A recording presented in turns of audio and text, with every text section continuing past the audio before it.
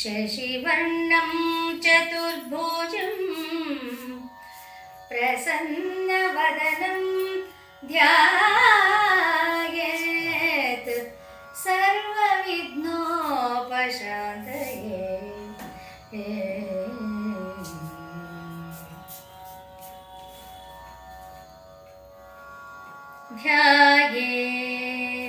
ध्याने निरामयं वस्तु सर्गस्थिति लयाधिकं निर्गुणं निष्कलं नित्यं मनोवाचाम गोचरम् मृत्युञ्जयाय रुद्राय नीलकण्ठाय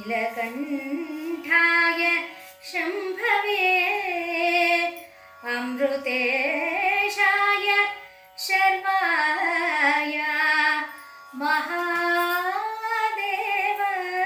ते नमः। महादेवाय ते नमः। सोम सोम विभूष सुरराज राज रिपु भीम भीम प्रथुल भुज शमन शमन जित काम काम विदूर गुणगात्र गात्र पिंगळ जटा राम राम राम रामय गरळ धर धर स्थिर पुण्यधाम धाम प्रबळ बळवंत श्रुति सकाम धाम प्रबळ बळवंत श्रुति सकसाम सामस्तुत्य शरणागो गुरुमूर्ति पुलिकर पुराधीश्वर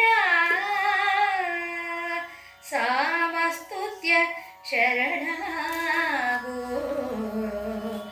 गुरुमूर्ति पुलिकर पुराधीश्वर।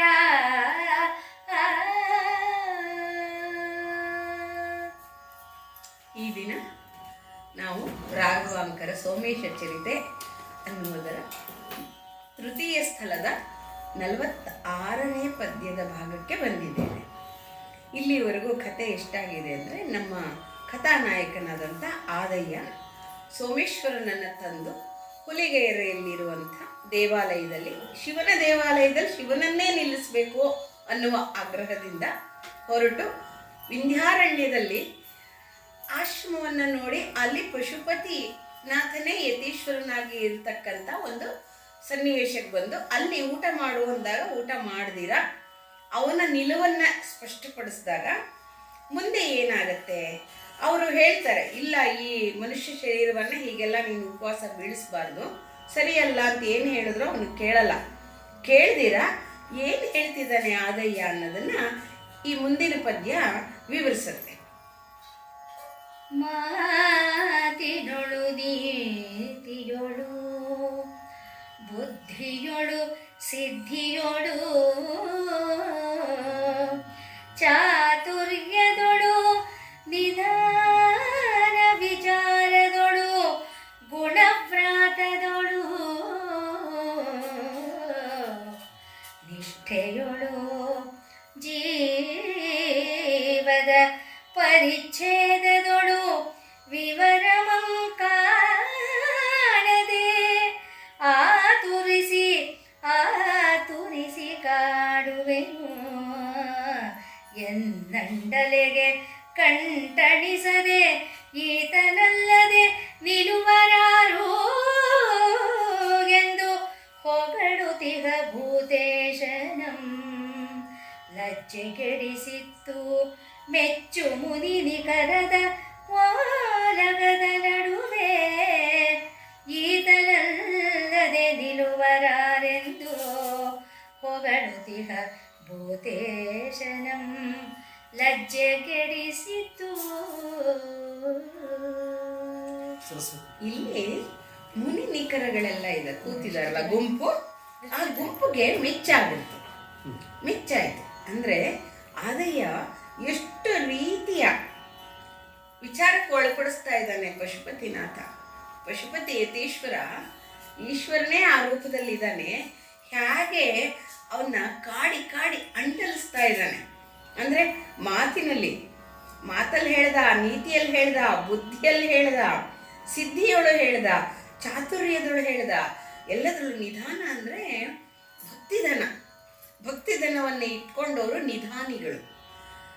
ಭಕ್ತಿಧನವನ್ನು ಇಟ್ಕೊಳ್ಳದೆ ಇರೋರು ನಿಧನರು, ಧನಹೀನರು, ಇದ್ದು ಇಲ್ಲದಂಥವ್ರು. ಇಂತಹ ಭಗವಂತ ಕೊಟ್ಟ ಶರೀರವೇ ಧನ ಅಂತ ಅನ್ಕೊಂಡಿರೋರು ನಿಧಾನಿಗಳಾಗ್ತಾರೆ.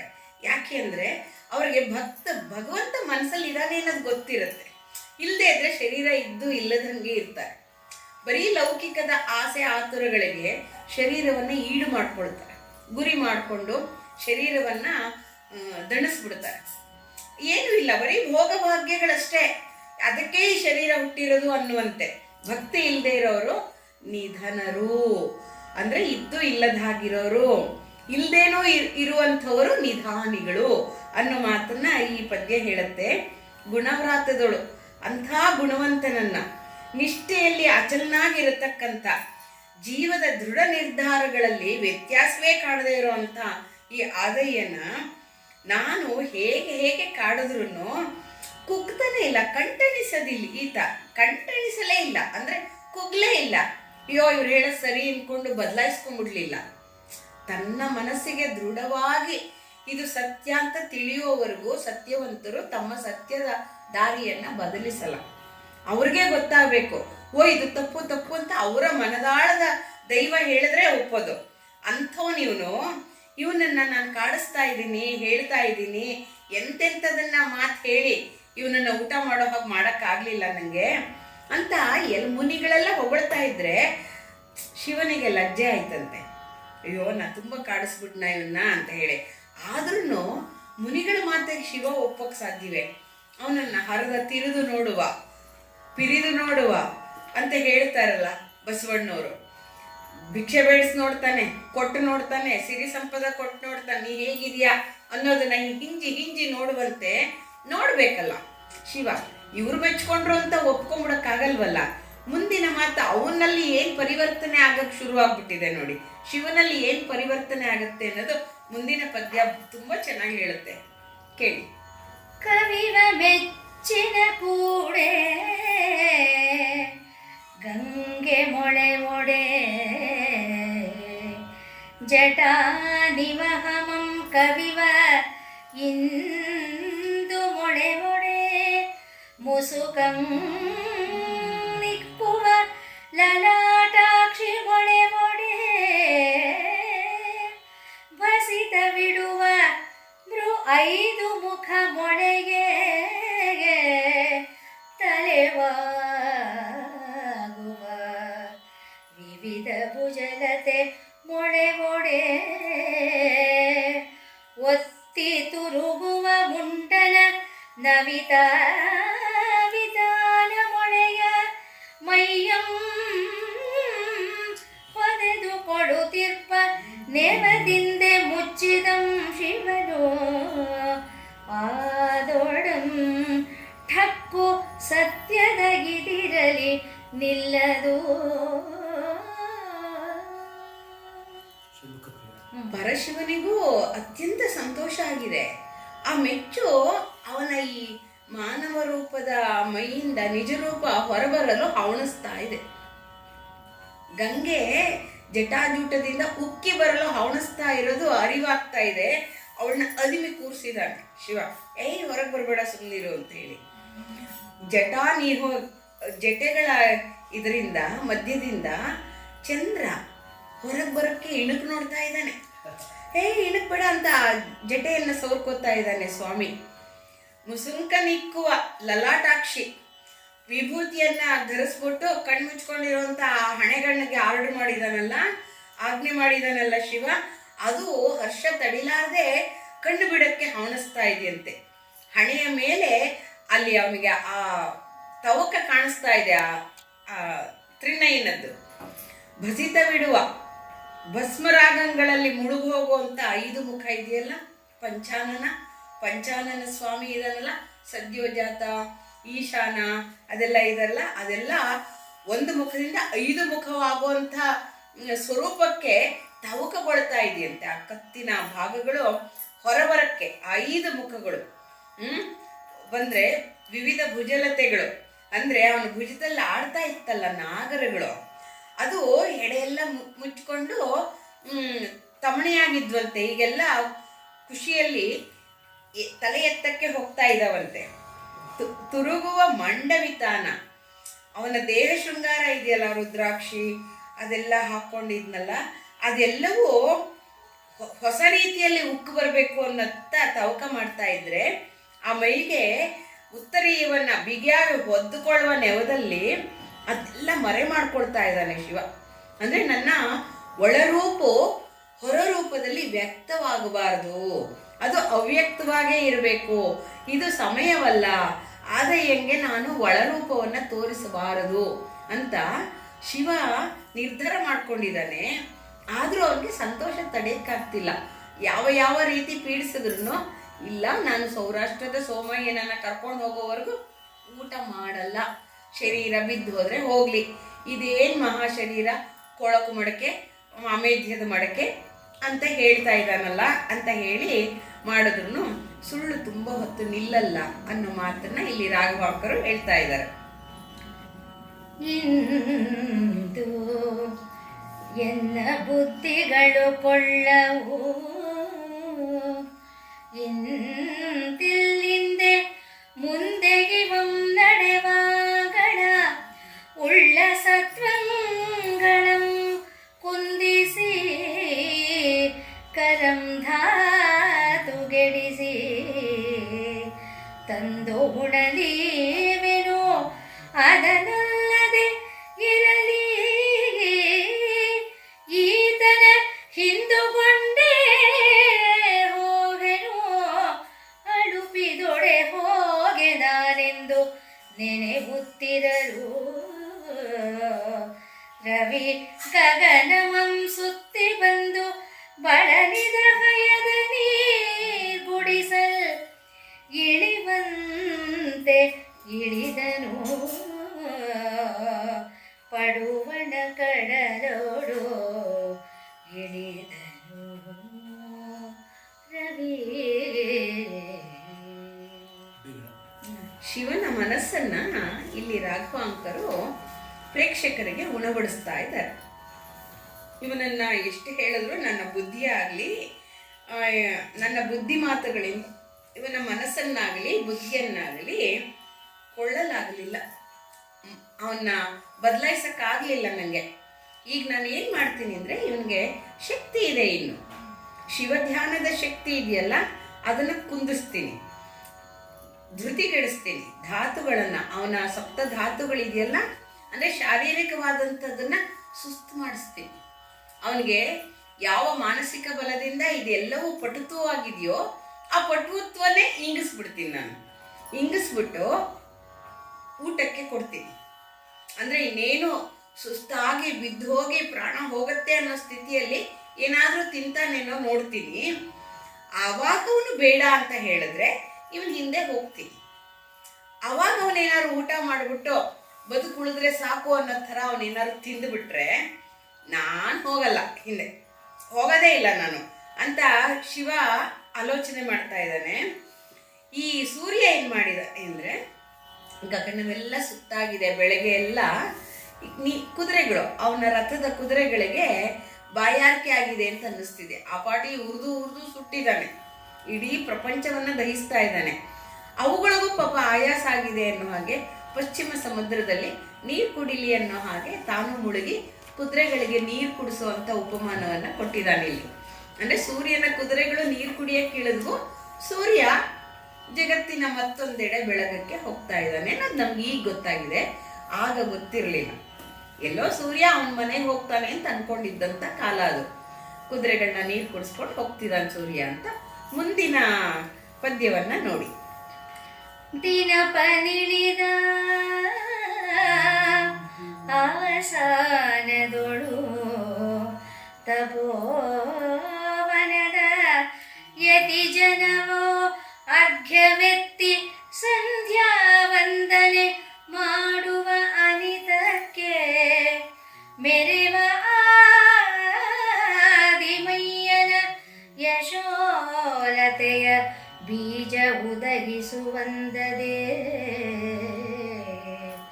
ವಿನುತ ಚಂದ್ರಂ ಪೂರ್ವದೆಸೆಯೊಳು ವಿನುತ ಚಂದ್ರಂ ಪೂರ್ವದೆಸೆಯೊಳು ಅವತರಿಸಿ ಬೆಳಗಿನ ಬೀಡು ನಡೆದು ದಿಗು ಭಿತ್ತಿಯಂಧವು ಅಳಿಸಲು ಸನಕಾದಿವಂದಿತಂ ಯತಿಯಾದ ಸೌರಾಷ್ಟ್ರದೊಡೆಯನು ಈಕ್ಷಿಸುತ್ತಿದ್ದನು.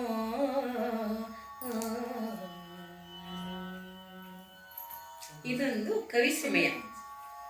ಚಂದ್ರಕಂಸ ಇದೊಂದು ಕವಿ ಸಮಯ. ಇಲ್ಲಿ ಸೂರ್ಯ ಆ ಕಡೆ ಮುಳುಗಿದಾನೆ. ತಪೋವನದ ಯತಿಗಳೆಲ್ಲ, ಯತಿ ವೃಂದದವರೆಲ್ಲ ಅರ್ಘ್ಯವನ್ನು ಕೊಡ್ತಾ ಇದ್ದಾರೆ ಸೂರ್ಯನಿಗೆ. ಅರ್ಘ್ಯ ಆಚಮನ ಎಲ್ಲ ಕೊಡ್ತಾ ಇದ್ದಾರೆ. ಅರ್ಘ್ಯ ಅಂದರೆ ಪಾದ ತೊಳೆಯೋಕ್ಕೆ, ಆಚಮನ ಅಂದರೆ ಕುಡಿಯೋಕ್ಕೆ ನೀರು ಥರ ಭಾಸ ಮಾಡಿಕೊಂಡು ಸಂಧ್ಯಾ ವಂದನವನ್ನು ಮಾಡ್ತಾ ಇದ್ದಾರೆ. ಅಂದರೆ ಈ ದಿನ ಇಡೀ ಕೆಲಸ ಮಾಡಿದಂಥ ಸೂರ್ಯನಿಗೆ ಒಂದು ವಂದನೆ, ಫೇರ್ವೆಲ್ ಮಾಡುತ್ತೆ. ಇಷ್ಟಕ್ಕೆ ಆದಿಮಯ್ಯನ ಯಶೋಲತೆ ಚಿಗುರೋ ಹಾಗೆ, ಚಿಗುರಿನ ಬೀಜ ಬಿತ್ತೋ ಹಾಗೆ ಚಂದ್ರ ಉದಯಿಸಿದ್ದಾನೆ. ಈ ಕಡೆ ಚಂದ್ರ ಬರ್ತಾ ಇದ್ದಾನೆ, ಈ ಕಡೆ ಸೂರ್ಯ ಮುಳುಗ್ತಾ ಇದ್ದಾನೆ. ಎರಡೂ ಸಂಧಿಕಾಲದಲ್ಲಿದ್ದಾವೆ. ಎರಡರ ಬೆಳಕು ಆಕಾಶವನ್ನೆಲ್ಲ ತುಂಬಿದೆ. ದಿಗು ಬಿತ್ತಿ ಅಂದವಳಿಸಲು, ಅಂಧಕಾರವನ್ನು ಅಳಿಸಕ್ಕೆ ಇನ್ನೇನು ಸೂರ್ಯ ಮುಳುಗಿದ ತಕ್ಷಣ ಅಂಧಕಾರ ಕವಿಬೇಕು. ಅದನ್ನ ಅಂಧತೆಯನ್ನು ದಿಗು ಬಿತ್ತಿ ಅಂದರೆ ಆಕಾಶದ ಗೋಡೆಯಲ್ಲಿ ಮುಸುಕುವ ಅಂಧಕಾರವನ್ನು ನೀಗಿಸಲೆಂದು ಚಂದ್ರ ಬಂದಂಗೆ ಒಂದೇ ಕಾಲದಲ್ಲಿ ನಡೀತಾ ಇದೆ ಇದೆಲ್ಲ ಕ್ರಿಯೆಗಳು. ಅವರೆಲ್ಲ ನೋಡ್ತಾ ಇದ್ದಾರೆ. ಬಹುಶಃ ರಾಘವಾಂಕರು ಈ ದೃಶ್ಯವನ್ನು ನೋಡಿರ್ಬೋದು. ಸನಕಾದಿ ವಂದಿತನಾದ ಯತಿಯಾದಂಥ ಸೌರಾಷ್ಟ್ರದೊಡೆಯ ಇದಾನಲ್ಲ ಶಿವ ಸೋಮನಾಥ, ಇದನ್ನೆಲ್ಲ ನೋಡ್ತಾ ಇದ್ದಾನೆ. ಪ್ರಕೃತಿಯ ಗಮ್ಮತ್ತೇನು, ಅವಳು ಏನು ಚಮತ್ಕಾರ, ಮಹಾಮಾಯದು. ಒಂದು ದಿನ ಇದ್ದಾಗ ಇನ್ನೊಂದು ದಿನ ಇರಲ್ವಲ್ಲ, ಸೂರ್ಯಾಸ್ತವಾಗಲಿ ಸೂರ್ಯೋದಯವಾಗಲಿ, ಇದೆಲ್ಲ ಮಾಯೆಯ ಚಮತ್ಕಾರಗಳು ಅಂತ ಶಿವನು ಬೆರಗಾಗಿ ನೋಡ್ತಾ ಇದ್ದಾನೆ. ಕಣ್ಣು ತುಂಬಿಕೊಳ್ಳುವಂಗೆ ನೋಡ್ತಾ ಇದ್ದಾನೆ. ಮುಂದಿನ ಪದ್ಯವನ್ನು ನೋಡಿ. ಶಿವನ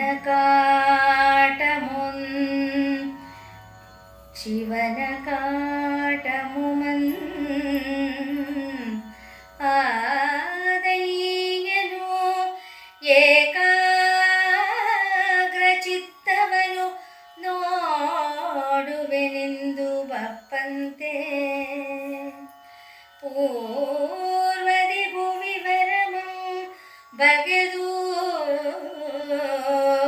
ನೆಗೆದು ಒಗೆದು ಉದಯಗಿರಿಯ ಶಿಖರದ ಸುಖಾಸನದ ಮೇಲೆ ಕವಿವ ಕಿರಣಂ ಗಡಂ ಮಡಲಿರಿದು ಕವಿವ ಕಿರಣಂ ಗಡಂ ಮಡಲಿರಿದು ಭಾನು ಮೂಡುವ ಸಮಯದೊಳಗೆ ಮುನಿವೇಷವಂ ತಳೆದಿದ್ದ ಅಭವನ ಬೀಳ್ಕೊಂಡು ವನದಿಂದೆ ನಡೆಗೊಂಡನು. ವರವಿಂ ಧೀರನು ಆದಯ್ಯನು ನಡೆಗೊಂಡನು. ಮಾನ್ಯರಿನ ಸೂರ್ಯೋದಯವನ್ನ ಈ ಪದ್ಯ ವರ್ಣಿಸುತ್ತೆ. ಈ ಸೂರ್ಯ, ಇವತ್ತು ಬರೋ ಸೂರ್ಯ ವಿಶೇಷವಾದಂಥ ದೃಶ್ಯವನ್ನ ನೋಡುವಂತೆ ಬರ್ತಾ ಇದ್ದಾನೆ. ಆಕಾಶದ ಪರದೆಯನ್ನ ಸೀಳಿಕೊಂಡು ಇಣುಕು ನೋಡ್ತಾ ಇದ್ದಾನಂತೆ ಸೂರ್ಯ. ಹೇಗೆ ನೋಡ್ತಿದ್ದಾನೆಂದ್ರೆ, ಯಾವುದನ್ನು ನೋಡ್ತೀಯಾನೆಂದ್ರೆ ಶಿವ ಕೊಡುವ ಕಾಟ ಕೊಡ್ತಾನಲ್ಲ ಶಿವ. ಆದಯ್ಯಂಗೆ ಕಟಕಡಿಯ ತೊಂದರೆಗಳನ್ನು ಕೊಡಬೇಕಲ್ಲ, ಅವನನ್ನ ಶರೀರದ ಸಪ್ತಧಾತುಗಳನ್ನ ಕ್ಷೀಣಿಸ್ಬೇಕಲ್ಲ, ಹೇಗೆ ಮಾಡ್ತಾನೆ ಒಂದೇ ದಿನದಲ್ಲಿ ನೋಡ್ತೀನಿ. ಹಾಗೆ ಆದಯ್ಯ ಹೇಗೆ ಏಕಾಗ್ರ ಚಿತ್ತದಲ್ಲಿ ಇರ್ತಾನೆ ಅನ್ನುವ ರೀತಿಯಲ್ಲಿ ಇಳಕ್ ನೋಡ್ತಾ ಇದ್ದಾರೆ ಪೂರ್ವ ದಿಗಂತವನ್ನ. ಆ ವಿವರ ನೋಡಕ್ಕೋಸ್ಕರ ಪೂರ್ವ ದಿಗಂತವನ್ನ ಬಗೆದು ಇಣುಕಿ ನೆಗೆದು ಬಂದಿದ್ದಾನಂತೆ. ಎಲ್ಲಿಗೆ? ಉದಯಗಿರಿಯ ಶಿಖರದ ಮೇಲೆ ಸುಖಾಸನದಲ್ಲಿ ವಿರಾಜಮಾನನಾಗಿದ್ದಾನೆ ಸೂರ್ಯ. ತನ್ನ ಕಿರಣಗಳನ್ನ ಭೂಮಿಯ ಮಡಲಿಗೆ ಚೆಲ್ತಾ ಇದ್ದಾನಂತೆ, ಸುರಿತಾ ಇದ್ದಾನಂತೆ. ಭಾನು ಮೂಡುವ ಸಮಯದಲ್ಲಿ, ಅಂಥ ಸಮಯದಲ್ಲಿ, ಉದಯದ ಸಮಯದಲ್ಲಿ ಮುನಿವೇಶ ತಳೆದಿದ್ದ ಆ ಶಿವನನ್ನ ನಮಸ್ಕಾರ ಮಾಡಿ ಬೇಡ್ಕೊಂಡು ಆ ಅರಣ್ಯದಿಂದ ಮುಂದೆ ಹೋಗ್ತಾನೆ. ಸೋಮಯ್ಯನನ್ನ ತರ್ತೀನಿ, ನಮ್ಮೂರ ಸೌರಾಷ್ಟ್ರ ಸೋಮಯ್ಯ ನಾ ಕರೆದ್ರೆ ಬರಲ್ಲ ಅಂತ ಅನ್ನುತ್ತಾನೆಯೇ ಅನ್ನುವಂಥ ಏಕಾಗ್ರತೆ ಇದೆ ಆದಯ್ಯನಿಗೆ. ಧೀರನಾದ ಆದಯ್ಯನು ಯಾವುದಕ್ಕೂ ಎದೆಗುಂದದೆ ನನ್ನ ದೈವವನ್ನ ಕರೆತಂದೇ ತರುವೆನೆಂಬ ನಂಬಿಕೆಯಿಂದ ಮುಂದೆ ಹೋಗ್ತಾ ಇದ್ದಾನೆ ಆದಯ್ಯ. ನೋಡಿ ಏನೇನಾಗತ್ತೆ, ಅವನ ಸ್ಥಿತಿ ಹೇಗೆ ಕಾಡ್ತಾನೆ ಶಿವ ನೋಡಿ. ಬಡಭೂತ ಹಿಡಿದ ಭವಿಯೊಳಗಾಗಿ ಹಸಿವು ನೀರಡಿಕೆ ನಿದ್ರೆ ಆಲಸ್ಯ ಶೀತವಾತಪವೆಂಬ ಗೊಡವೆಗಳ ನರಿಗೆನೋ ಎನಲು ಆ ಭೂತವಂ ನಗುವ ಸಧು ಭಕ್ತನು ಆದಯ್ಯನು ಮೃಡನ ತಪ್ಪಾವೇಶವು ಆವರಿಸಿತು. ಮೃಡನ ತಪ್ಪಾವೇಶವು ಆವರಿಸಿತು ಎಂಬ ಆ ಕಡೆಡೆಯೋಡು ಇನ್ನೆಲ್ಲಿಯದು ಹಸಿವೆ ನೀರಡಿಕೆಯು ಒಗ್ಗಡದ ಶ್ರಮಾದಿ ದೇಹ ವಿಕಾರವು ಎನೆ ನಡೆದನು ಅತಿ ಧೀರನು ಆದಯ್ಯನು ನಡೆದನು. ಇದರಲ್ಲಿ ಒಂದು ಒಳಾರ್ಥ ಗೂಢಾರ್ಥಗಳನ್ನು ಇಟ್ಟು ಈ ಪದ್ಯವನ್ನು ಬರೆದಂತಿದೆ. ಪಂಚಭೂತಗಳ ಸಂಘಟನೆಯಾದಂಥ ಈ ಭೂಮಿಯಲ್ಲಿ ಹುಟ್ಟಿದ ಜೀವ ಅಂದರೆ ನೀರು, ಅಗ್ನಿ, ಆಕಾಶ ಮತ್ತು ಭೂಮಿ, ಈ ಐದರ ತೇಜಸ್ಸು, ಈ ಐದರ ಸಂಘಟನೆಯಿಂದ ಈ ಶರೀರ ಆಗಿರೋದು. ಪಂಚಭೂತಗಳೆಲ್ಲ ಸೇರಿ ಈ ಶರೀರಕ್ಕೆ ಒಂದು ರೂಪ ಕೊಟ್ಟಿರುತ್ತೆ ಅನ್ನುವಂಥ ಒಂದು ಮಾತನ್ನು ಇಲ್ಲಿ ಬರುತ್ತೆ. ಇದಕ್ಕೆ ಹಸಿವಾಗಲಿ, ನೀರಡಿಕೆ ಆಗಲಿ, ಬಾಯಾರಿಕೆ ಆಗಲಿ, ಹಸಿವು ಭೂಮಿ ಬಾಯಾರಿದಾಗ ಒಡಲನ್ನು ತುಂಬುವುದಕ್ಕೆ ಹಸಿವು, ನೀರಡಿಕೆ ಬಾಯಾರಿಕೆ ಜಲದ ಕಮ್ಮಿ ಆದಾಗ, ಆಮೇಲೆ ನಿದ್ರೆ ಆಕಾಶದ ಶಕ್ತಿ ಕಡಿಮೆ ಆದಾಗ ನಿದ್ರೆ, ಶೀತ ವಾತ ಪ್ರಕೋಪಗಳು ವಾಯು ಕಡಿಮೆ ಆದಾಗ ಶೀತ ವಾತ ಪಿತ್ತ ಇದೆಲ್ಲವೂ ಆಗುವಂಥದ್ದು. ಇದರ ಗೊಡವೆಗಳು ಈ ಪಂಚಭೂತಗಳದ್ದೇ ಹೊರತು ನನಗಲ್ಲ, ನನ್ನ ಮನಸ್ಸಿಗಲ್ಲ. ನಾನು ಸದ್ಭಕ್ತನು, ಯಾಕೆಂದರೆ ಆರೋಗ್ಯವಾಗಿ ದೃಢಕಾಯಿನಾಗಿರ್ತಾನವನು. ನೊಂದ ನೋವ ನೋಯದವರೆತ್ತವಲ್ಲರು. ಅನಾರೋಗ್ಯಗಳಾಗಿರುವಂಥ ಅನಾರೋಗ್ಯ ಇರುವಂಥವರು ಬೇಗ ಅರಿವು ಕಣ್ತೆರಿಯುತ್ತಂತೆ. ಏಕೆಂದರೆ ನರಳ್ತಾ ಆಲೋಚನೆ ಮಾಡ್ತಾರಂತೆ, ಇದು ಯಾಕೆ ಹೀಗಾಯಿತು, ದೇವ್ರು ನನಗೆ ಯಾಕೆ ಇದು ಕೊಟ್ಟ, ಏನೋ ನನ್ನ ಬುದ್ಧಿ ಹೀಗಿದೆಯಲ್ಲ ಅಂತ ಆಲೋಚನೆ ಮಾಡ್ಕೊಂಡು ಅರಿವು ಬೇಗ ತೆಗೆದು ಬಿಡುತ್ತೆ ಕಣ್ಣು. ಅನಾರೋಗ್ಯ ಇಲ್ಲದೆ ಇರೋರು ನೋಡಿ, ಏನು ಯಾಕೆ ಪೂಜೆ ಯಾಕೆ ಮಾಡಬೇಕು, ಅಥವಾ ಆರಾಮಾಗಿರ್ಬೇಕು, ತಿನ್ಬೇಕು ಉಣ್ಬೇಕು ಸುಖವಾಗಿರ್ಬೇಕು ಅಂತಾರೆ. ಯಾಕೆ ಆರೋಗ್ಯ ಇದೆ ಕೈಲಿ. ಒಂದ್ಸಲಿ ಅನಾರೋಗ್ಯ ಮುತ್ತಲಿ ಏನ್ ಡಯಟು ಎಲ್ಲ ಮಾಡಿಕೊಂಡು ಅಪ್ಪ ದೇವ್ರನ್ನ ನಂಬಿಸಿದ್ದು.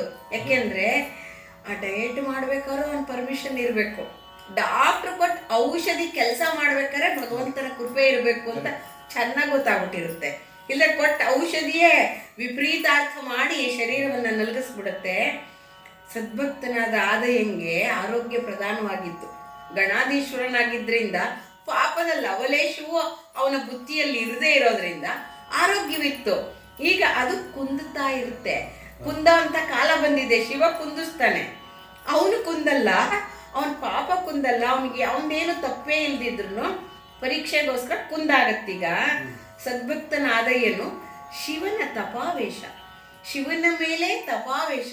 ಅಲ್ಲಿ ಪ್ರಿಂಟ್ ತಪ್ಪಾಗಿದೆ, ತಪ್ಪಾವೇಶ ಆಗೋಗಿದೆ, ತಪಾವೇಶ. ಅದು ತಪದ ಆವೇಶ. ಮೈ ತುಂಬ ಭಕ್ತಿಯ ಆವೇಶವನ್ನ ಆವರಿಸ್ಕೊಂಡಾಗ ನಂಗೆ ಹಸಿರಲ್ಲಿ ಇದು ನೀರಡಿಕೆ ಎಲ್ಲಿದೆ ಅಂತ ಹೇಳಿ ಶ್ರಮವನ್ನ ಕಡೆಗಣಿಸಿ.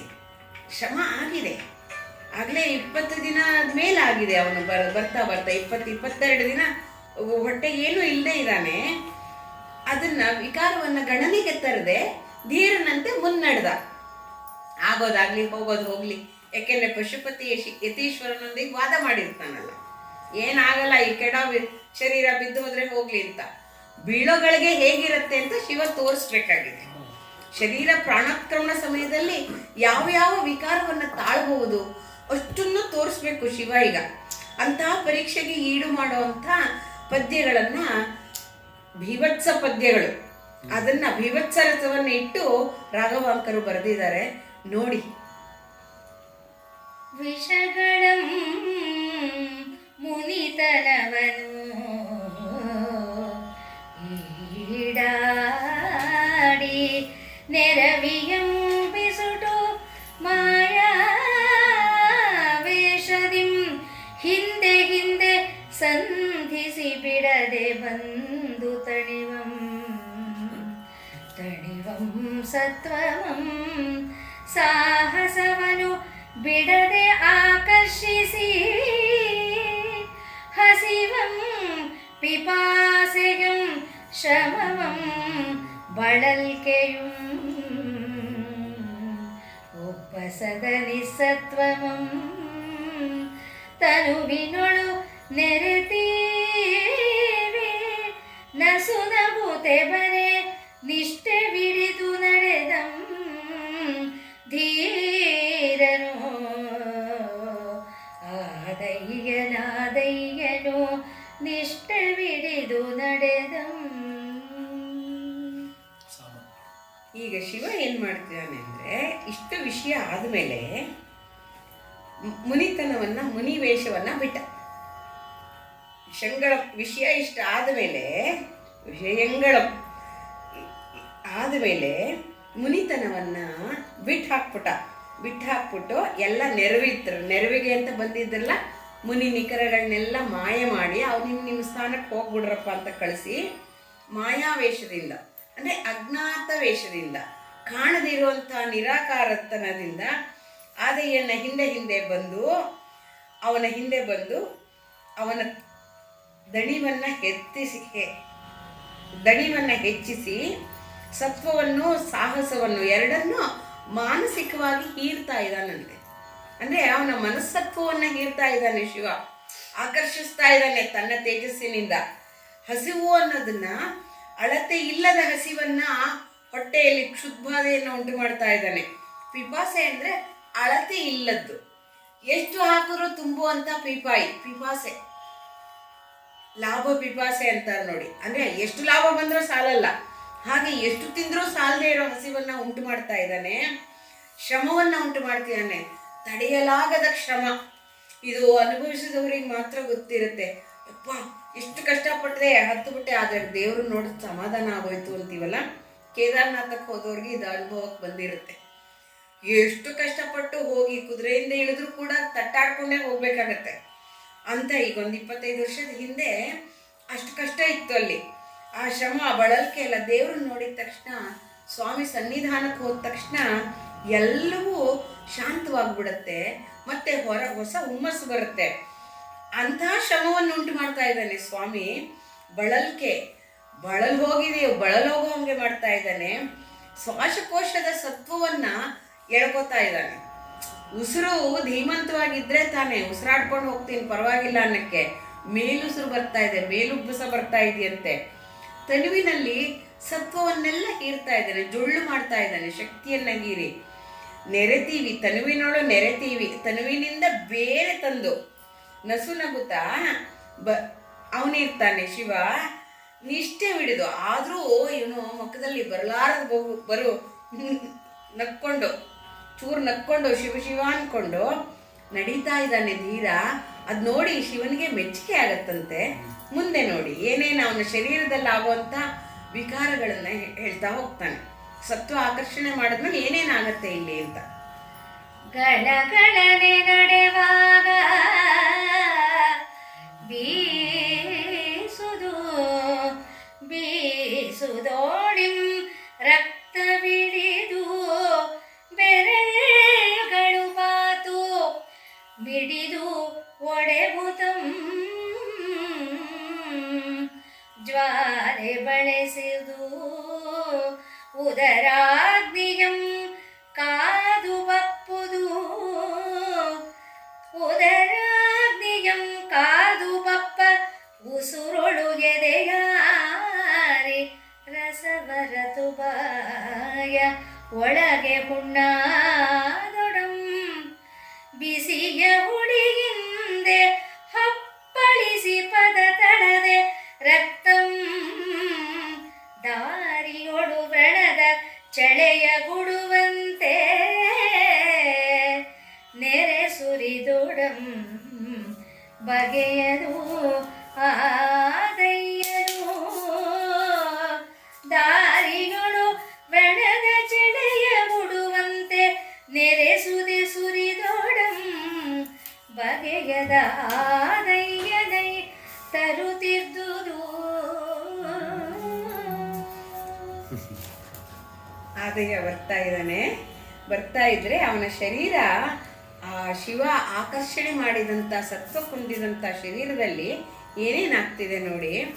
ಬೀಸ್ಕೊಂಡು ಬರ್ತಾ ಇದ್ದಾನೆ, ಕೈ ತೋಳುಗಳನ್ನು ಬೀಸ್ಕೊಂಡು ಬರ್ತಾ ಇದ್ರೆ ಅವಾಗೆಲ್ಲ ಬಟ್ಟೆ ಎಲ್ಲ ಉತ್ತರೀಯ ಹೊದ್ಕೊಂಡಿರೋರು, ಒಂದು ಕಚ್ಚೆ ಪಂಚೆ ಉಟ್ಕೊಂಡಿರೋರು ಅನ್ಸುತ್ತೆ. ಯಾಕೆಂದರೆ ರೇಷ್ಮೆ ವಸ್ತ್ರ ಎಲ್ಲ ಬಿಟ್ಟು ಬಂದಿದ್ನಲ್ಲ ಅವನಿನ್ನೂ ಆತಿಥ್ಯ ಮಾಡೋಕ್ಕೋಸ್ಕರ ಉತ್ತರೀಯವನ್ನು ಹೊತ್ಕೊಂಡಿದ್ದ. ಮೇಲ್ಭಾಗ ಅರೆ ನಗ್ನಾವಸ್ಥೆಯಲ್ಲಿತ್ತು, ಕೆಳಭಾಗದಲ್ಲಿ ಕಚ್ಚೆ ಪಂಚೆ ಉಟ್ಕೊಂಡಿದ್ದಾನೆ ಅಷ್ಟೇ ಅವನು.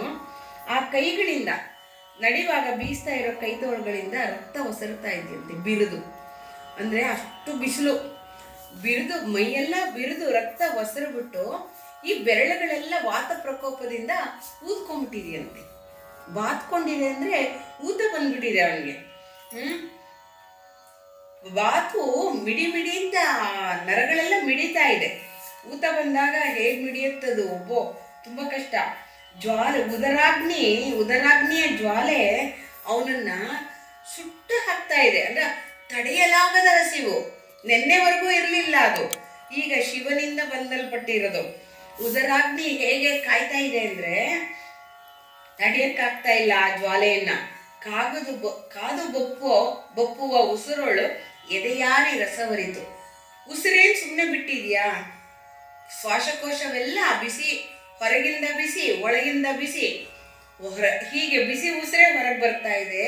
ಬಾಯೆಲ್ಲ ದ್ರವ ಆರೋಗಿದೆ, ಬಾಯಿ ಒಣಗೋಗಿದೆ, ನೀರಿಲ್ಲ.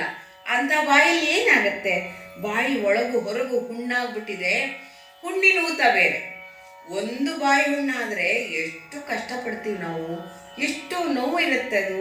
ಯಾಕೆಂದರೆ ಬಾಯಿ ಅನ್ನೋದು ಸೂಕ್ಷ್ಮ ನರಗಳಿಂದ ಮಾಡಲ್ಪಡುವಂಥ ಅಂಗ. ನಾಲಿಗೆಯೂ ಅಷ್ಟೇ, ಅದು ಚೆನ್ನಾಗಿರೋವರೆಗೂ ನಮಗೇನು ಅದ್ರ ತೊಂದರೆ ಗೊತ್ತಾಗಲ್ಲ.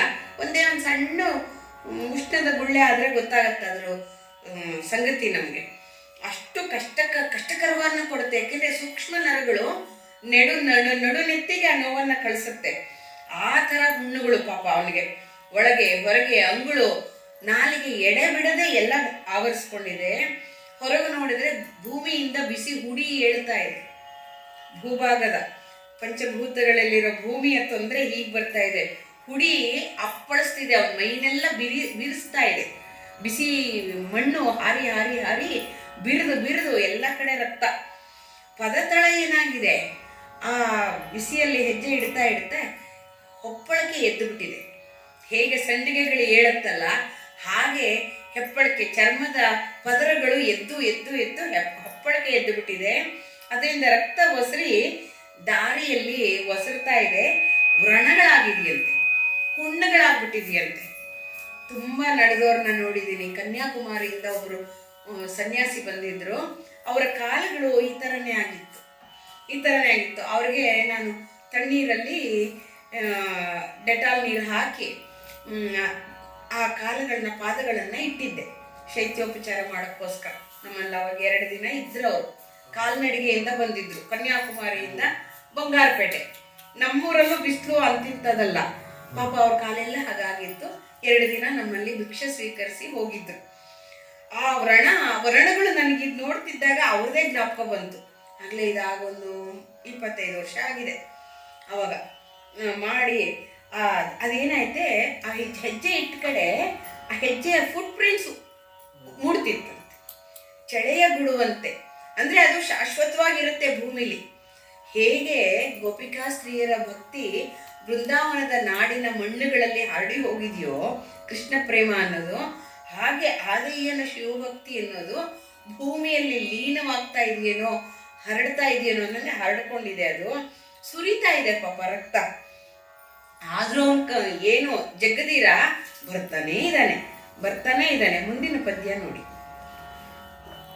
ಬಿಸಿಲ ಬಿಸಿಯಂ ನೆತ್ತಿ ನೆಲನ ಬಿಸಿಯಿಂ ಪದಂ ದೆಸೆ ದೆಸೆಯ ಕಾದ ಎದರ ಬಿಸಿಯಿಂದೆ ಕಾಯ ಉಬ್ಬಸದ ಕ್ಷುಧಾ ಬಿಸಿಯಿಂದ ಆದ ನೀರಡಿಕೆಯೋ ಉಗ್ರ ಬಿಸಿಯಿಂದೆ ಬಾಯಿ ಹಸಿವೊಯ್ಲ ತೆರದಿಂದೆ ಬಿರಿದುರಿದು ಹೊತ್ತಿ ಹೊಗೆದ ಹಸುಗೆ ತೆಗೆ ಬಗೆಯಾಗೆ ಡೆಂಡಣಿಸಿ ಕುಳ್ಳಿರ್ದ ಮಸಗಿ ಕೈಯೂರಿ ನಡೆದಂ ಚಲಿಗಳ ಅರಸ ನೆನಿಪ ಎಮ್ಮಯ್ಯನು ಆದಯ್ಯನು ನಡೆದಂ.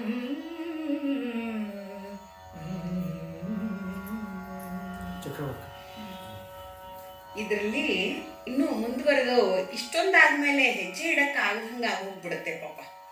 ಅದಕ್ಕೆ ಅವು ಹೇಳ್ತಾ ಹೋಗ್ತಾ ನೋಡಿ, ಈ ಪದ್ಯ ಹೇಳತ್ತೆ, ಬಿಸಿಲ ಬಿಸಿ ನೆತ್ತಿ ಕಾಲು ಸಿಡಿಯತ್ತೇನೋ ಅನ್ನೋ ಹಂಗಾಗಿದೆ. ಸನ್ ಸ್ಟ್ರೋಕ್ ಆಗದೆ ಇರೋದೇ ಹೆಚ್ಚು ಪಾಪ. ಅಷ್ಟು ನೆತ್ತಿ ಬಿಸಿದು ಹೋಗ್ತಾ ಇದೆ. ನೆಲ ಬಿಸಿಯಿಂದ ಪದ ದೆಸೆ ದೆಸೆಯ ಕಾದೆಲ್ಲರ ಹೋಗ್ಲಿ. ಗಾಳಿ ಆದ್ರೂ ತಂಪಾಗಿ ಬರ್ತಿದ್ಯಾ? ಇಲ್ಲ, ಬಿಸಿ ಗಾಳಿ ಬರ್ತಾ ಇದೆ. ಕಾಯವು ಬಿಸಿಯಿಂದ ಕಾಯ ಎಲ್ಲ ಹುರಿದೋಗಿದೆ. ಬೆಂಕಿ ಹಾಕಿದಂಥ ಪುರಿ ಥರ ಆಗ್ತಾ ಇದೆ. ಉಬ್ಬುಸದ ಆ ಗಾಳಿಯನ್ನ ಉಸಿರಾಡಿದ್ರೆ ಮೇಲೆ ಉಬ್ಬುಸ ಬರ್ತಾ ಇದೆ ಅವನಿಗೆ. ಗಾಳಿ ಒಳಗೆ ಎಳಕೊಳ್ಳೋ ಸ್ಥಿತಿಲಿ ಇಲ್ಲ ಶ್ವಾಸಕೋಶಗಳು. ಕ್ಷುಧಾಗ್ನಿ ಬೇರೆ, ಹೊಟ್ಟೆಯ ಹಸಿವು ಅದರ ಬಿಸಿಯಿಂದ ಉಗ್ರ ನೀರಡಿಕೆ ಆಗಿದೆ. ಆ ಬಿಸಿಯಿಂದ ಬಾಯಿ ಮೊದಲೇ ಇದಾಗಿದೆಯಲ್ಲ, ಕತ್ತಿ ಥರ ನಾಲಿಗೆ ಎಲ್ಲ ಕುಯ್ದು ಹೋಗಿದೆ. ನಾಲಿಗೆ ಕತ್ತಿ ತಗೊಂಡು ಯಾರೋ ಕುಯ್ದಾಗಿದೆ. ಈ ತೆರದಿಂದ ಶರೀರವೆಲ್ಲವೂ ಬೀರದು ಉರಿದು ಹೊತ್ತಿ ಹೊಗೆ ಆಗ್ಬಿಟ್ಟಿದೆಯಂತೆ, ಕಪ್ಪುಗಾಗಿ ಹೋಗಿದೆಯಂತೆ, ಕಂದು ಹೋಗಿದೆಯಂತೆ. ಹಸುಗೆ ತೆಗೆ ಬಗೆಯಾಗೆ ಪ್ರಾಣ ಮೇಲೆ ಕೆಳಗೆ ಆಡಬಹುದು. ಇಂಥ ಹೊತ್ತಲ್ಲಿ ಡೆಂಡೆಣಿಸಿ ತಪಕ್ಕಂತ ಕೂತ್ಕೊಂಡು, ದಂಡೆಣಿಸಿ ಅಂದ್ರೆ ಇನ್ನು ಯತ್ನವಿಲ್ಲದೆ ಕೂತ್ಕೊಂಡ್ಬಿಡೋದು. ಕಾಲು ಸೋತ್ ಕೂತ್ಬಿಟ್ಟೆ ಅಂತೀವಲ್ಲ ಹಾಗೆ, ಯತ್ನವೇ ಇಲ್ಲ, ಇನ್ನು ನಡೆಯಕ್ಕೆ ಆಗದೇ ಇಲ್ಲ ಅಂಥದ್ರಲ್ಲಿ ಕುಳ್ಳಿರ್ದು ಕೂತ್ಕೊಂಡು ಮುನ್ನಡಿದೇ ಇದ್ರಾಗಲ್ವಲ್ಲ, ಕೈ ಊರ್ಕೊಂಡು ಮೊಣಕೈಗಳಲ್ಲಿ ತನ್ನ ಶರೀರವನ್ನು ಎಳ್ಕೊಂಡು ಹೋಗ್ತಾ ಇದ್ದಾನೆ ಆ ಛಲದಂಕ ಮಲ್ಲ ನೆನೆಸುವ ಅರಸ. ನಂಗನ್ಸುತ್ತೆ ದುರ್ಯೋಧನನಿಗಿಂತ ಛಲ ಇವನಿಗೆ ಅಂತ.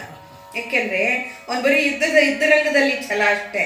ಇವನು ಪ್ರಾಣದ ಕಡೆ ಉಸಿರಿರೋವರೆಗೂ ಛಲವಾಗಿದ್ದಾನಲ್ಲ, ಇಷ್ಟೊಂದು ಕಷ್ಟಪಡ್ತಾ ಇದ್ದಾನಲ್ಲ ಅನ್ನುವಂಥ ಚಲಿಗಳ ಅರಸ ಇಲ್ಲಿ ಎಮ್ಮಯ್ಯ ಅಂದ್ರೆ ನಮ್ಮ ಅಪ್ಪನ ಸಮಾನ ಅನ್ನೋಂಗೆ. ಅಂದ್ರೆ ಗೌರವ ಹೇಗೆ ಬರುತ್ತೆ ನೋಡಿ, ಕಷ್ಟಪಡೋರ್ಗೆ, ಭಕ್ತಿಗಾಗಿ ಕಷ್ಟಪಡೋರ್ಗೆ ಗೌರವ ತಂತಾನೆ ಒದಗತ್ತೆ. ಇದನ್ನ ಈ ಪದ್ಯ ಎಕ್ಸ್ಪ್ಲೈನ್ ಮಾಡುತ್ತೆ. ಅಂದ್ರೆ ಪ್ರಾಣ ತುಟ್ಟುಗೊಟ್ಟಿ ಇರೋವರೆಗೂ ಅವರು ಅವರ ಭಗವಂತನನ್ನ ಕಾಣುವಂತ ಹಂಬಲ ಬಿಡದೇ ಇರೋರು ಭಕ್ತರು. ಶೆಟ್ಟಿಗಳು ಅಂತ ಅನ್ಕೊಳ್ಬಹುದು, ಆದ್ರೆ ಇದು ಒಳ್ಳೆ ಕಾರ್ಯಕ್ಕಾಗಿ ಇರುವಂತ ಹಠ. ಈ ಹಠ ಮಾಡಿದ್ರೆ ಜೀವಕ್ಕೆ ಉನ್ನತಿ ಆಗತ್ತೆ, ಆತ್ಮೋನ್ನತಿ ಆಗತ್ತೆ ಅನ್ನೋದು ಈ ಪದ್ಯ ಸೂಕ್ಷ್ಮವಾಗಿ ಹೇಳುತ್ತೆ.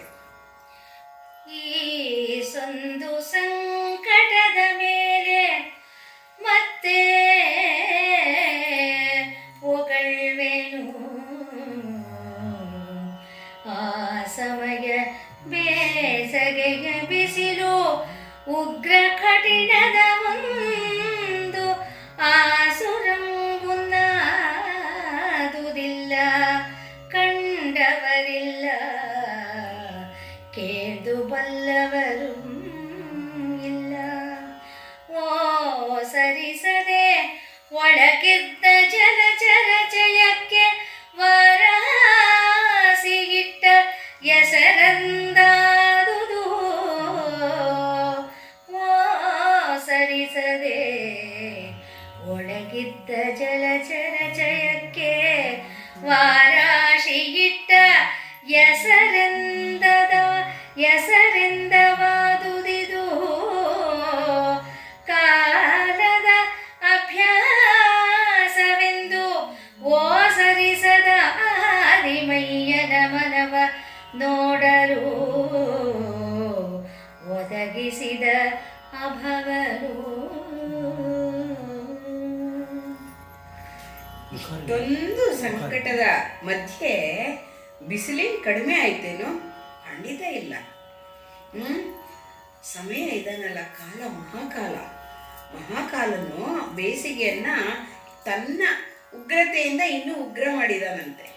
ಇಂಥ ಕಠಿಣವಾದೊಂದು ಬೇಸಿಗೆ, ರಾಕ್ಷಸ ಬೇಸಿಗೆ, ಅಸುರ ಬೇಸಿಗೆ ಅಂತ ನಾನು, ಕಠಿಣದೊಂದು ಅಸುರಂ ಮುನ್ನಾದುದಿಲ್ಲ. ಈ ರಾಕ್ಷಸ ತರದ ಬೇಸಿಗೆ ಮುಂದೆ ಯಾವತ್ತೂ ಬಂದಿರಲಿಲ್ಲ, ಯಾರು ಕಂಡವರಿಲ್ಲ, ಕಂಡೂ ಇಲ್ಲ. ಅವ್ರ ಹಿರಿಯರಿಂದನೂ ಕೇಳದಿಲ್ಲ, ಕೇಳದು ಬಲ್ಲವರಿಲ್ಲ, ಕೇಳೂ ಇಲ್ಲ. ಇದನ್ನೆಲ್ಲ ಹೇಗಿತ್ತು ಅಂದ್ರೆ, ಸರಿಸದೆ ಒಳಗಿರ್ದ ಯಾರು ಕಾಪಾಡಬೇಕಾಗಿದ್ದೋ ಅವ್ರು ಕಾಪಾಡ್ದಿರ ನೀರೊಳಗಿದ್ದ ಜಲಚರಚಯ ಇದೆಯಲ್ಲ, ರಾಶಿ ಜಲ ಪ್ರಾಣಿಗಳು, ಜಲಚರಗಳು, ಅವುಗಳಿಗೆಲ್ಲ ಸಮುದ್ರವೇ ಖುದ್ದು ಹೆಸರಿಟ್ಟಂಗಾಯ್ತಂತೆ. ಮುದ್ದೆ ಮಾಡಕ್ಕೆ ಹೆಸರಿಡ್ತೀವಲ್ಲ, ಸ್ವಲ್ಪ ಗಂಜಿ ತರ ಮಾಡಕ್ಕೆ, ಆ ಥರ ಆಗ್ಬಿಡುತ್ತಂತೆ. ಆದರೆ ಆದಯ್ಯ ಅನ್ಕೋತಾನೆ, ಇದು ಕಾಲದ ಅಭ್ಯಾಸ, ಇದಕ್ಕೆ ನಾವು ಹೆದರದ್ರೆ ಆಗಲ್ಲ.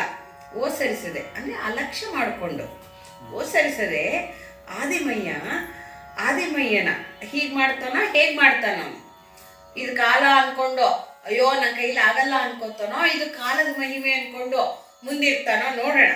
ಮನವನ್ನ ನೋಡಬೇಕು ಅಂತ ಶಿವ ಇಷ್ಟು ಉಗ್ರ ಬೇಸಿಗೆಯನ್ನ ಕೊಟ್ಟು ಅವನ ಶರೀರದ ಶಕ್ತಿಯನ್ನ ಹರಡ ಮಾಡಿದಾನೆ.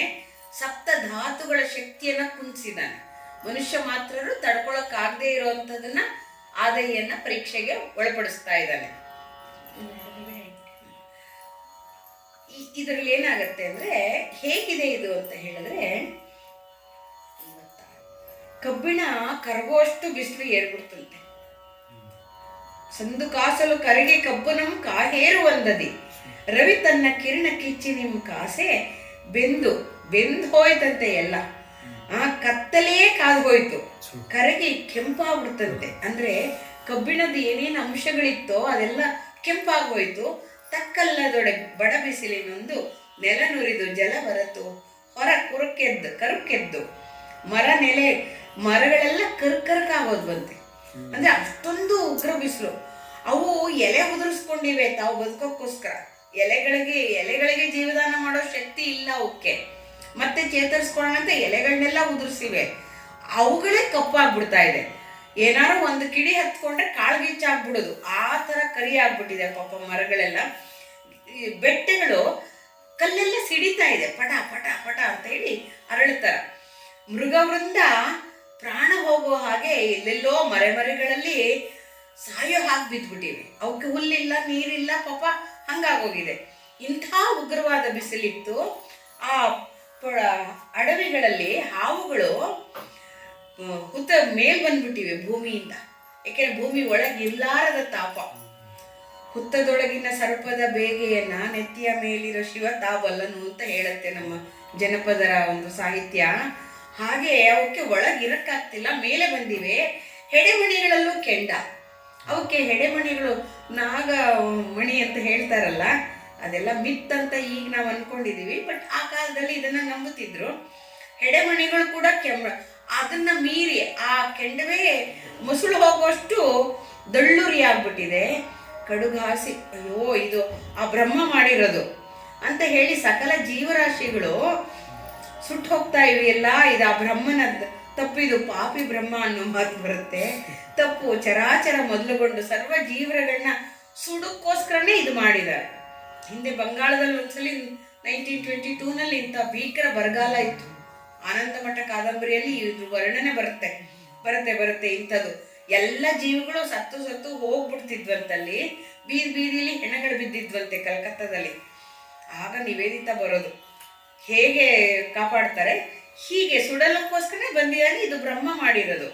ಅದರಿಂದ ಇಲ್ಲದೆ ಇದ್ರೆ ದಿನಾ ಬರುವಂತ ಸೂರ್ಯಂಗೆ ಇಷ್ಟು ಉಗ್ರತೆ ಎಲ್ಲಿರುತ್ತೆ? ಖಂಡಿತ ಇರಲ್ಲ. ಇದು ಯಾರೋ ಪಾಪಿಯ ಕೈವಾಡ.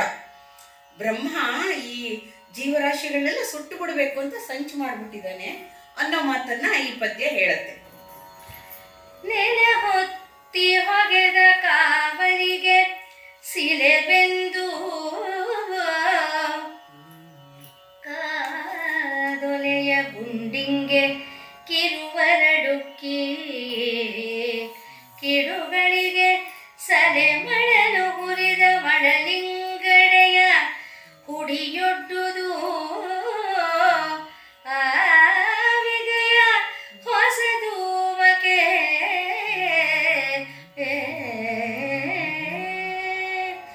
ಎಲರಟ್ಟಿ ಮಡಕೆಯ ಉಸಿರಿಂಗೆ ಹೊಯ್ ಕೈ ಎನಿಸಿ ನೆನೆಸಿದ ವಿಭೇದದಿಂದಿರಲು ಅದರೊಳು ಆದಯ್ಯನು ಎಲೆ ಸೋಮನಾಥ ಸೋಮಯ್ಯ ಸೋಮೇಶ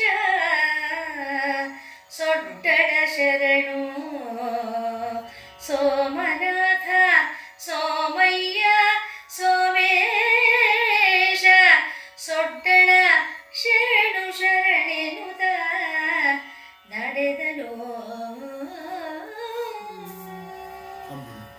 ಪ್ರತಿಕೂಲ ಸ್ಥಿತಿಯಲ್ಲಿಯೂ ಭಕ್ತರ ಮನಸ್ಸು ಹೇಗಿರುತ್ತೆ ಅನ್ನೋದನ್ನ ಈ ಪದ್ಯ ವರ್ಣಿಸಿದ್ರೆ ಅದೊಂದು ಅದ್ಭುತ ರಾಗ ಭಾವದಲ್ಲಿ ನಮ್ಮ ಹಾಡುಗಾರ್ತಿ ಹಾಡಿದ್ದಾರೆ. ಅತ್ಯಂತ ಮನೋಹರವಾಗಿತ್ತು ಇದನ್ನು ವರ್ಣನೆ. ಹಾಗೆ ಹೇಳ್ತಾನೆ, ಅದರಲ್ಲಿ ವರ್ಣನೆ ನೋಡಿ ಹೇಗಿದೆ ಅಂದರೆ, ನೆಲೆ ಹೊತ್ತಿ ಹೊಗೆದ ಕಾವಲಿಗೆ, ನೆಲವೇ ಒಂದು ಕಾವಲಿ ಥರ ಆಗೋಗಿದೆಯಂತೆ. ಶಿಲೆಗಳು ಕಲ್ಲುಗಳು ಬೆಂದು ಕಾದೊಲೆಯ ಗುಂಡಿಗೆ ಅದು ಹಳ್ಳ ಆಗ್ಬಿಟ್ಟಿದೆಯಂತೆ. ಬೆಂದು ಅದರೊಳಗೆ ಶಿಲೆಗಳು ಬಿದ್ದು ಹೋದ್ರೆ ಚಟ್ ಅಂತ ಸಿಡಿದು ಅದು ಅರಳಕ್ಕಿ ಥರ ಸಿಡಿತಾ ಇದೆಯಂತೆ. ಅರಳಕ್ಕಿ ಥರ ಸಿಡಿದು ಮರಳಾಗಿ ಅದು ಗಾಳಿಗೆ ಬಿಸಿ ಧೂಮವಾಗಿ, ಬಿಸಿ ಹೊಗೆಯಾಗಿ, ಹೊಸ ರೀತಿಯ ಹೊಗೆಯೋ ಎಂಬಂತೆ ಆ ಬಿಸಿ ಹೊಗೆ ಕಾಣಿಸ್ತಾ ಇದೆಯಂತೆ. ಕಲ್ಲು ಸಿಡಿದಿದ್ದ ಕಲ್ಲಿನ ಹೊಗೆ, ಬೆಂಕಿ ಹೊಗೆ ನೋಡಿದ್ದೀವಿ ಕಪ್ಪುಗೆ, ಇದು ಕೆಂಪುಗೆ ಬೇರೆ ಇದೆ. ಇದು ಹೋಗಿ ಎಲರಟ್ಟ ಮಡಕೆ ಉಸಿರಿಂಗೆ. ಇನ್ನ ಮಡಕೆ ಏನ್ ತಾಳತ್ತೆ? ಕಲ್ಲೇ ಸಿಡಿಬೇಕಾರೆ ಮಡಕೆ ಸಾಳತ್ತೆ. ಈ ಬಿಸಿ ಉಸಿರಿನ ಆವಿಗೆ ಮಡಕೆ ಏನಾಗತ್ತೆ? ಉಸಿರು ಬಿಟ್ಟುಬಿಟ್ಟಿದೆ. ಅಂದ್ರೆ ಮಡಕೆಗಳು ಸೀಳೋಗ್ಬಿಟ್ಟಿದೆ. ಹೊಯ್ಕೈ ಎನಿಸಿ ಇಂಥ ಮಡಕೆಗಳು ಹೊಡೆಯುವಂಥ, ಅಂದ್ರೆ ಶರೀರವನ್ನೇ ಬಿರಿದು ಹೋಗುವಂಥ ಈ ಉಗ್ರ ಇದಕ್ಕೆ ಇಂಥ ಏಕೆ ಇದ್ದಕ್ಕಿದ್ದಂಗೆ ಈಗೆಲ್ಲ ಆಗೋಯ್ತಲ್ಲ ಅಂತ ಒಂಚೂರು ಕದಲಿಲ್ಲ ಆದಯ್ಯ. ಹೇಳ್ತಾನೆ, ಎಲೆ ಸೋಮನಾಥ ಸೋಮನಾಥ ಸೋಮಯ್ಯ ಸೋಮೇಶ.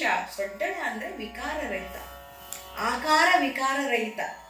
ಬರೀ ವಿಕಾರ ಅಂತ ಅರ್ಥ ಮಾಡ್ಕೋಬಾರದು. ಅವನಿಗೆ ಆಕಾರವೂ ಇಲ್ಲ, ವಿಕಾರವೂ ಇಲ್ಲ. ನಿರಾಕಾರ ಪರಬ್ರಹ್ಮ ಸ್ವರೂಪ ಸದ್ವಸ್ತು, ಸದ್ಭಕ್ತರಿಗೆ ಮಾತ್ರ ಕೊಡುವಂಥ ಪರಂಜ್ಯೋತಿ ಅದು. ಪರಂಜ್ಯೋತಿಗೆ ಯಾವ ರೀತಿಯ ವಿಕಾರವೂ ಆಗಲ್ಲ, ಯಾವ ರೀತಿಯ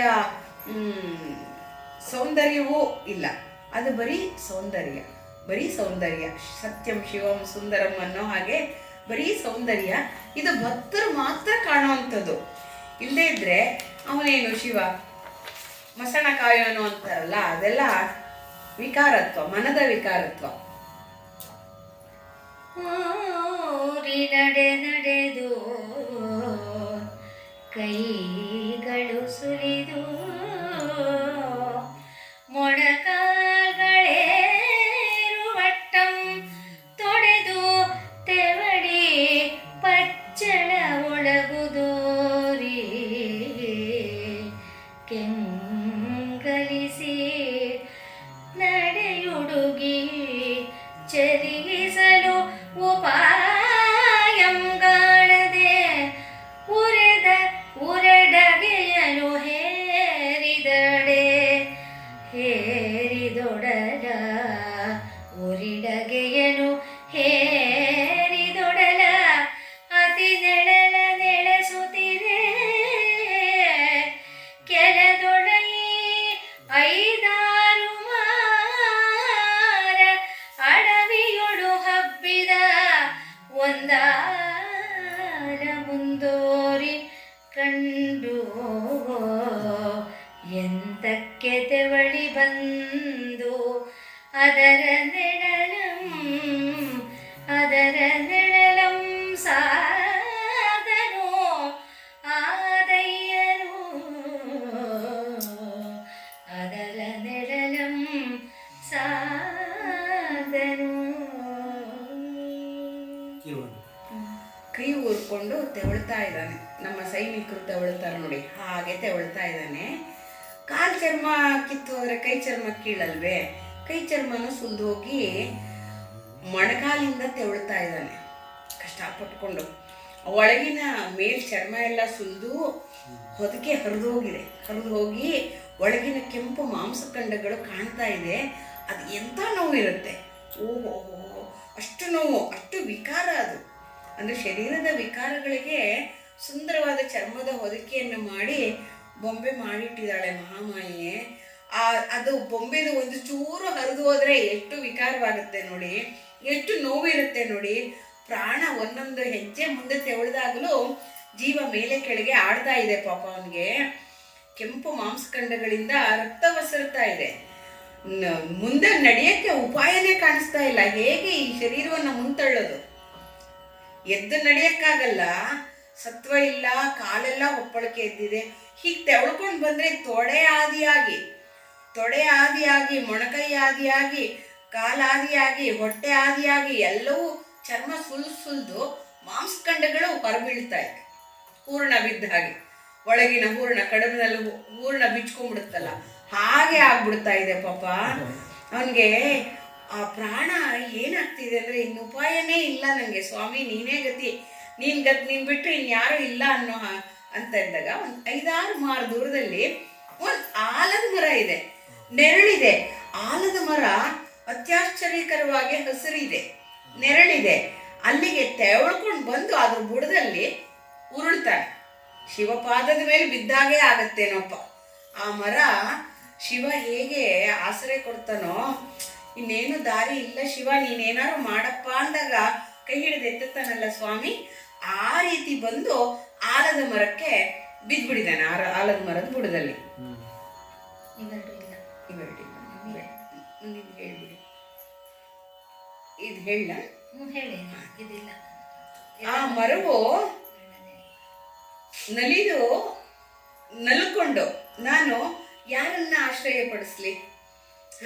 ಇಂತಹ ಇದರಲ್ಲಿ ಕುಲವನ್ನ ಕೆಡಿಸ್ಕೊಳ್ಳದೆ, ನಾನು ನನ್ನ ಕುಲದ ಧರ್ಮವಾದಂಥ ಆ ಬಲಿಷ್ಠತೆಯನ್ನು ಕೆಡಿಸ್ಕೊಳ್ಳದೆ, ಇಂತಹ ಉಗ್ರ ಬಿಸಿಲನ್ನು ತಾಳ್ಕೊಂಡು ನಾನು ಈ ರೀತಿ ಇರುವೆ, ಯಾರನ್ನ ಮೆಚ್ಚಿಸ್ಲಿ, ಯಾರಿಗೆ ಆಶ್ಚರ್ಯ ಪಡಿಸ್ಲಿ ಅನ್ನೋ ಹಾಗೆ ಹರಡ್ಕೊಂಡಿದೆಯಂಥದ್ದು. ಎಲ್ರಿಗೂ ಆಶ್ಚರ್ಯಕರವಾಗಿ ಅನಿಸುತ್ತೆ. ಅದರ ಬಿಳಲುಗಳು ಇನ್ನೊಂದು ಮರಗಳದಂತೆ ಬಿದ್ದಿದೆಯಂತೆ. ಮರಕ್ಕೆ ಗೂಟದ ಥರ ಹೊಡ್ಕೊಂಡಿದೆಯಂತೆ. ಅಂದರೆ ಗಳು ಕೊಟ್ಟು ನಿಲ್ಲಿಸಿದ ಚಾಮರದಂತೆ ಇದೆ ಅದು. ನೆಲಕ್ಕೆ ಬಿದ್ದು ನೋಯಲ್ಲ, ನಾನು ನೋಯಲ್ಲ ಅಂತ ಹೇಳಿ ಅಲ್ಲಿ ಇನ್ನೊಂದು ಮರ ಹುಟ್ಟಿದ ಹಾಗೆ ಆ ಬಿಡಲುಗಳಿಂದಲೇ ಮರಗಳು ಹುಟ್ಟಿವೆ. ಇಷ್ಟೆಲ್ಲ ಏನು ಅಂದರೆ, ನನ್ನ ನೀನು ಸಹಾಯ ಪಡಿಸೋಕ್ಕಾಗಲ್ಲ, ಮತ್ತೆ ಬರುವೆ, ಮತ್ತೆ ನೆಗೆದು ಬರುವೆ, ಫೀನಿಕ್ಸ್ ಪಕ್ಷಿ ಥರ ಸುಟ್ಟ ಬೂದಿಯಿಂದ ಹುಟ್ಟಿ ಬರುತ್ತಂಥದ್ದು. ಆ ಥರ ಅದೊಂದು ಕಾಲ್ಪನಿಕ ಪಕ್ಷಿ. ಆ ಥರ ಈ ಆಲದ ಮರ ಬಿಸಿಲಲ್ಲಿ ಕಾಣಿಸ್ತಾ ಇದೆ. ಅದನ್ನ ನೋಡಿ ಆ ಲೀಲೆಗೆ ಮಾರು ಹೋಗದೆ ಇರೋರು ಯಾರು ಇದ್ದಾರ? ಆದಾಯಂಗಂತೂ ಪ್ರಾಣಕ್ಕೆ ಆಧಾರವಾಗ್ಬಿಟ್ಟಿದೆ ಅದು. ಹಗಲೊಡೆಯನಾದಂಥ ಸೂರ್ಯನ ಹಗೆಯಾದ ಮಳೆಗಾಲದ ನೀರನ್ನ ತನ್ನ ಬೇರಿನ ಬಲದಿಂದ ಹಿಡಿದಿಟ್ಕೊಂಡಿದೆ. ದೊಡ್ಡ ಆಲದ ಮರ ಅಂತ ಇದೆ, 10 ಎಕರೆ ವಿಸ್ತೀರ್ಣಕ್ಕೆ ಹಬ್ಕೊಂಡ್ಬಿಡುತ್ತದು. ಹಾಗಿದೆ ಅದು. ಅಂದ್ರೆ ಸೂರ್ಯನ ಹಗೆಯಾದ ನೀರನ್ನ ಹಿಡಿದಿಟ್ಕೊಂಡಿದ್ದೀನಿ, ಕಿರಣಗಳಿಗೆ ಅಡ್ಡ ಕಟ್ಟಿದ್ದೀನಿ, ಕಿರಣಗಳಿಗೆ ಗೋಡೆ ಕಟ್ಕೊಂಡ್ಬಿಟ್ಟಿದ್ದೀನಿ ಅಂತದು. ಕಿರಣಗಳು ಬಂದು ಇದರ ಮರದ ಸತ್ವವನ್ನ ಎಳ್ಕೊಳಕ್ಕಾಗ್ದಂಗೆ ಮಾಡಿದೆಯಂತೆ. ಅಂಥ ಕೆಚ್ಚಿನಿಂದಿರೋ ಮರ ಕೆಚ್ಚಿನಿಂದ ಬಂದ ಆದಾಯನಿಗೆ ಆಶ್ರಯ ಕೊಟ್ಟಿದೆ. ಅವನು ಕೂಡ ಅಷ್ಟೇ, ಪ್ರಾಣಕ್ಕೆ ಹೆದರಿಲ್ಲ, ತನ್ನ ಸಾವಿಗೆ ಹೆದರಿಲ್ಲ, ಬಂದಿಲ್ಲಿ ಆಶ್ರಯವನ್ನ ಬೀಡಿದಾನೆ. ಅದು ಕೆಚ್ಚಿನಿಂದ ನಿಂತಿದೆ, ಆದಾಯನು ಕೆಚ್ಚಿನಿಂದ ಇದರ ಬಂದಿದ್ದಾನೆ. ಆ ಚಿಗುರುಗಳನ್ನ ನೋಡಿ, ಆ ಸೂರ್ಯನ್ಗೆ ಬೆಂಕಿಯಿಂದ ಸುಟ್ಟರೆ ಬೆಂದು ದಪ್ಪ ಎಲೆಗಳು ಉದುರಿ ಅದರ ಎಡೆಯಿಂದ ಹೊಸ ಚಿಗುರುಗಳನ್ನ ಅರಳಿಸ್ತಾ ಇದೆಯಂತೆ ಆ ಮರ.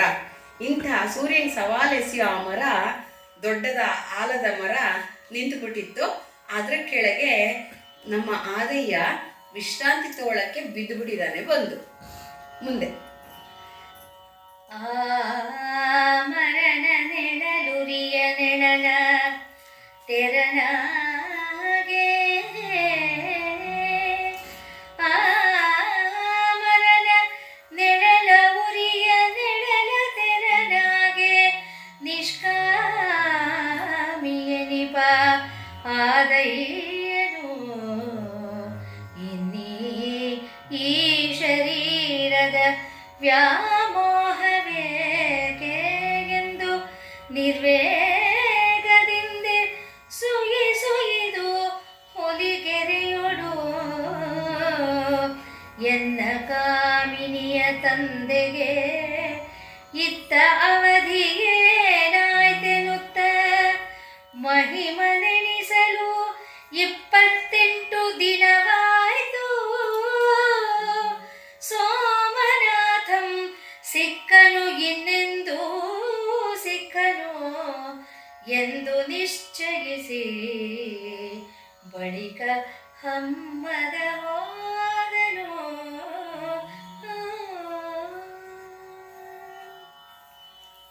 ಆ ಮರ ಉರಿಯ ಮಧ್ಯದ ನೆರಳಂತೆ.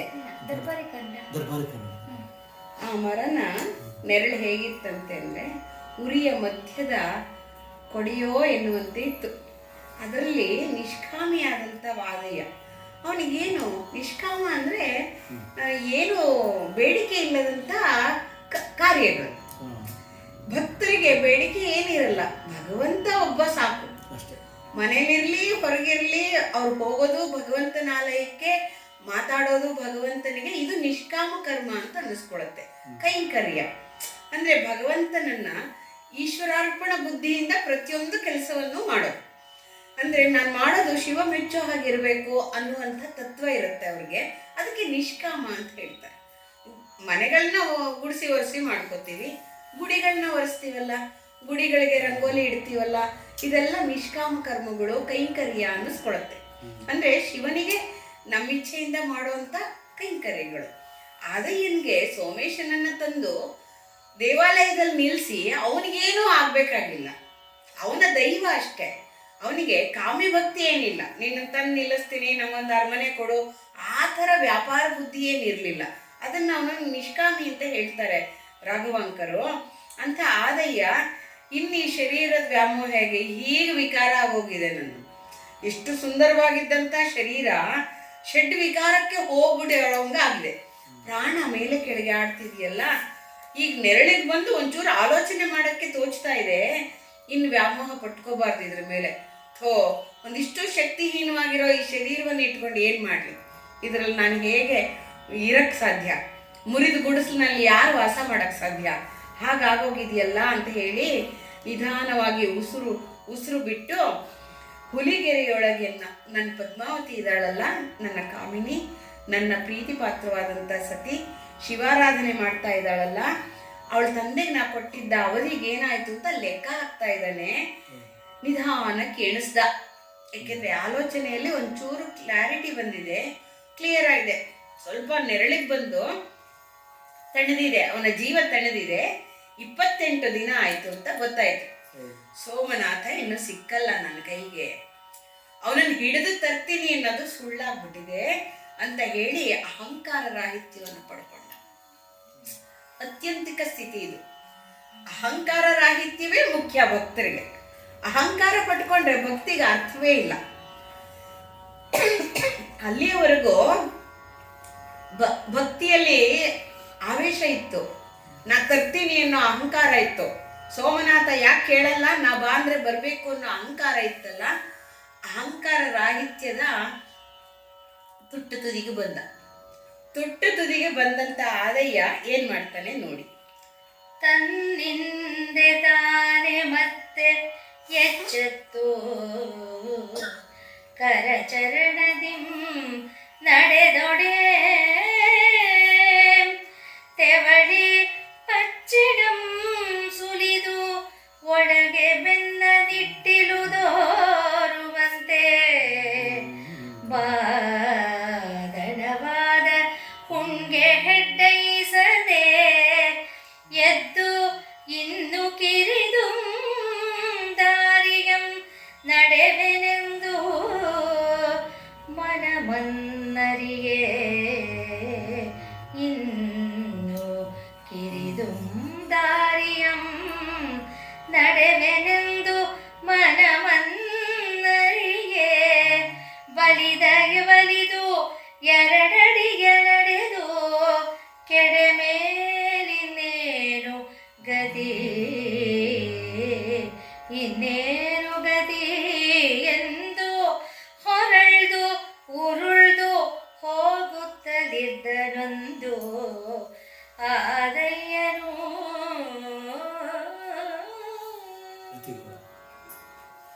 ಹೀಗೆ ಅವನಿಗೆ ತನ್ನಂತೆ ತಾನೇ ಎಚ್ಚರ ಆಯ್ತು. ಅಯ್ಯೋ ಇನ್ನು 2 ದಿನ ಇದೆ ಅಂತ ಎಚ್ಚರ ಆಗೋಯ್ತು.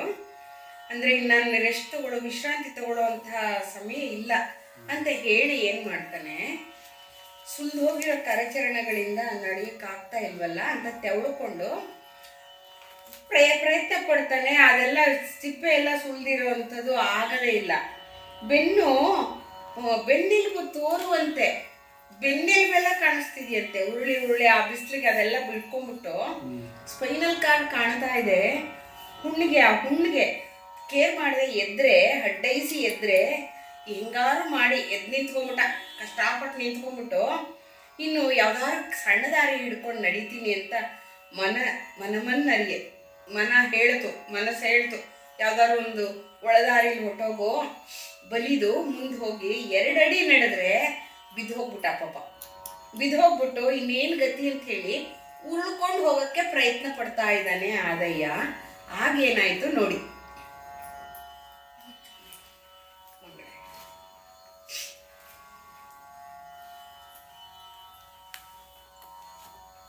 ನತ್ನುತಕಾಯ ಜಿತಮಾಯ ಪುರಮಥನ ವರಕಥನ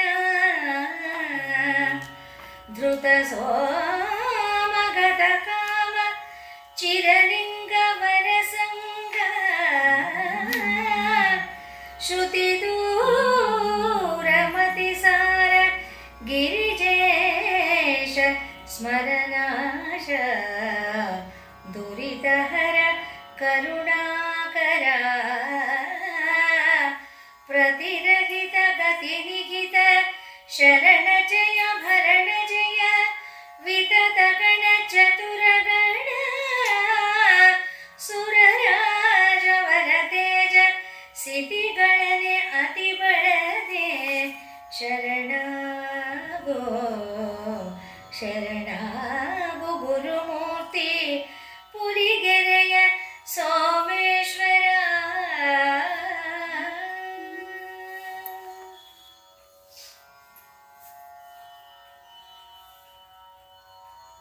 ಮೃತ್ಯುಂಜಯಾಯ ಸಾಂಬಾಯ ಸೃಷ್ಟಿಸ್ಥಿತ್ಯಂತಕಾರಿಣೇ ತ್ರಯಂಬಕಾಯ ಸುಶಾಂತಾಯ ಯಾಕೆ